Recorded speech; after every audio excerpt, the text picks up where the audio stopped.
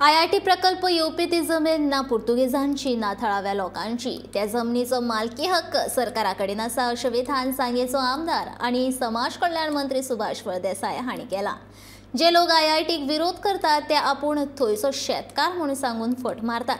तांचे कडेन जमनीचे मालकी हक्काची कागदपत्रां आसल्यार तांणी ती सरकाराक दाखोवची अशें आव्हान सुभाषान केलां।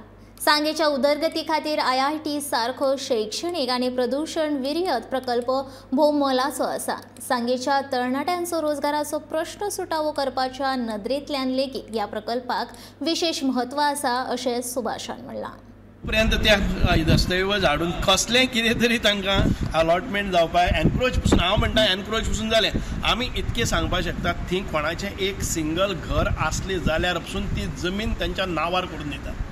परत परत ते पुर्तुगेजच लँड म्हणटात। अजूनय त्याच प्रमाण भितर आसा की पुर्तुगेज लँड म्हणून ती पुर्तुगीज आनी खंयच्यान पुर्तुगीज हांगा आमचे वंशज पुर्तुगीज तुमी पसून म्हणटात तुमचे समोर पसून म्हणटा की ती पुर्तुगेज लँड।